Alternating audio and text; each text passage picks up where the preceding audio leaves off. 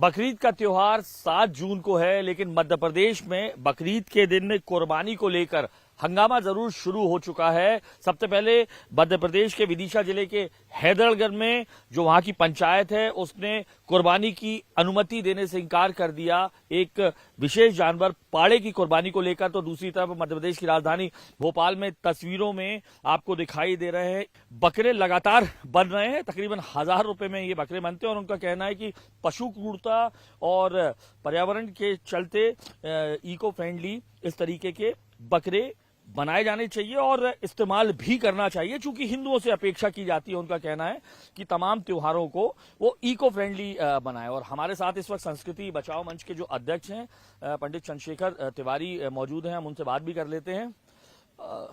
बकरीद त्योहार है, त्योहार में उनका शुरू से उनको हक है ये बनाने का कि भाई बकरा काटे। इसमें आपको आपत्ति क्या है?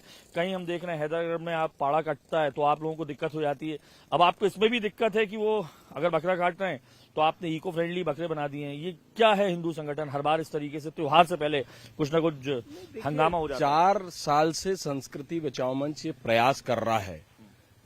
इको फ्रेंडली होली हो सकती है, इको फ्रेंडली दीपावली हो सकती है, इको फ्रेंडली गणेश जी की मिट्टी की प्रतिमा घर में बनाई और बाल्टी में विसर्जित कर दीजिए, क्यारी में विसर्जित कर दीजिए। क्योंकि पानी में तालाब में अगर गाद जाएगी जलाशय में तो जलाशय सूख जाएंगे, पेड़ कटेंगे तो पर्यावरण को नुकसान होगा।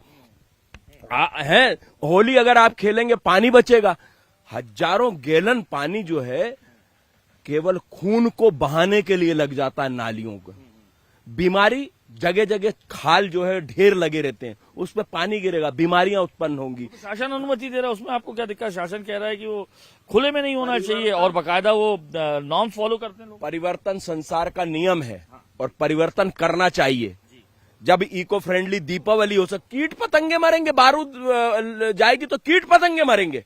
कीट पतंगों की चिंता है, लेकिन जानवर जो लाखों करोड़ों की संख्या में बकरे जो है वो काटे जाएंगे उसकी चिंता नहीं है। पशु क्रूरता अधिनियम इनके ऊपर लागू नहीं होगा। हमारे कुत्ते को अगर किसी ने एक डंडा मार दिया तो उसके खिलाफ एफआईआर दर्ज हो जाएगी, वो पशु क्रूरता अधिनियम है। लेकिन यह हजारों और हजारों जो कुर्बानी भी दी जाती है, तड़फा तड़फा के दे रहे हो आप।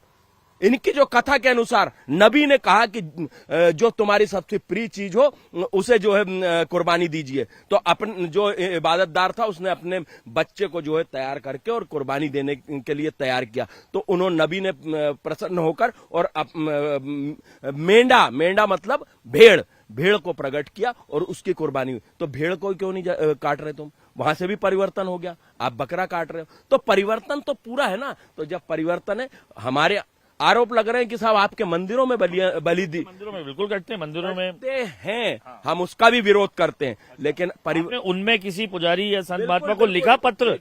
पूज्य बागेश्वर धाम जी ने भी कहा है और संस्कृति बचाओ मंच तो कईयों वर्षों से कह रहा है कि बलि प्रथा बंद होनी चाहिए। और मैं स्वयं एक मंदिर का संचालन हूं, वो भी 9 देवी मंदिर का। मेरे यहाँ भी अगर बलि जब दी जाती थी तो कुमड़े की दी जाती थी। हम 4 लकड़ी लगा के उसमें टांग लगा देते थे। आम के मतलब भूरा कद्दू 4 लकड़ी लगा के उसको टांग बना देते थे। 2 आम के पत्ते लगाकर उसके कान बना देते थे, काजल से आंख बना देते थे और उसे 3 टुकड़े उसके काटे जाते थे, जिसमें कि रोली, लाल कलर की रोली प्रतीकात्मक खून का स्वरूप हो जाती थी। एक टुकड़ा मां को अर्पित किया जाता था, एक हवन पे रख दिया जाता था और एक क्षेत्रपाल, जो कि क्षेत्र का देवता होता है, उसके लिए निर्धारित होता था। हमने परिवर्तन किया ना। आप एक और आपको बताऊं कि जब खेती में जो है अनाज होता है, फसल होने के बाद वहां का जो खेत का देवता होता है उसे भी बलि दी जाती है। लेकिन आपको बताएं, वाल्मीकि समाज का हमारा एक भाई आता था एक सुअर का पिल्ला लेके और उसका जरा सा कान काट के 1 बूंद खून टपकता था, उसको तत्काल हल्दी लगाकर छोड़ दिया जाता था। प्रतीकात्मक बलि हुई। तो जीव की हत्या क्यों? फिर आपके तो हमारी प्रिय चीज की हमको कुर्बानी देना है ना। तो प्रिय चीज की कुर्बानी अगर आपको देना, तो आप क्या, अगर मान लीजिए नबी ने कहा था, तो आपको यह है ऐसा इबादतदार जो अपने बच्चे की बलि दे सकता है? नहीं दे सकता। तो परिवर्तन लाइए और समाज में एक अच्छा संदेश देने का प्रयास करिए। हमने धर्मगुरुओं को पत्र लिखा है, शहर काजी को हमने पत्र लिखा है कि एक वक्तव्य जारी करें जिससे कि हजारों गैलन खून भी बचेगा, जीव की हत्या भी बचेगी और पर्यावरण की रक्षा भी होगी। हिंदू संगठनों ने बकरीद के मौके पर इको फ्रेंडली कुर्बानी देने की बात कही है। मुस्लिम संगठन जो तमाम भोपाल के हैं उन्हें सख्त ऐतराज है। इस वक्त हम खड़े हैं ऑल इंडिया मुस्लिम त्योहार कमेटी के सदस्यों के साथ, जिनकी नाराजगी और हम बात भी कर लेते हैं। हिंदू संगठन जैसे को आपको मालूम ही है, उन्होंने कहा है कि जब हिंदुओं का त्योहार आता है तो पटाखों से लेके बात की जाती है कि इको फ्रेंडली मनाएं जिससे नुकसान ना हो, होली में पानी वेस्ट होता है ना हो। तो उनका कहना है कि आप बकरीद में बकरा कटता है, खून बहता है, बहुत हजारों लीटर पानी वो होता है, इसलिए प्रतीकात्मक बकरा काटे। तो नाराजगी क्या है आप लोग? नहीं, नाराजगी तो सभी त्योहार अच्छे होते हैं, सब मनाना, सबको मिलकर मनाना चाहिए, लेकिन एक छोटी संकीर्ण मानसिकता के लोग हमेशा इस देश में, इस प्रदेश में त्योहारों को लेके हमेशा बात करते हैं। जैसे संस्कृत बचाओ मंच के जो सम्मानीय चंद्रशेखर जी है, चंद पैसे लेकर और इस तरह के त्योहारों पे बात करते हैं, जबकि सच्चाई ये है कि कुर्बानी साल में एक बार दी जाती है। हमारे कुरान के एतबार से, नबियों के एतबार से एक बार कुर्बानी दी जाती है। लेकिन आपने कभी देखा है, आपके टीवी के माध्यमों से, सोशल मीडिया पे हम देखते हैं, यहाँ रोज बलि दी जाती है, उस पर उंगली क्यों नहीं है? पर्यावरण का मामला मुसलमानों ने नहीं उठाया, होली पे पानी मुसलमान नहीं बहाते।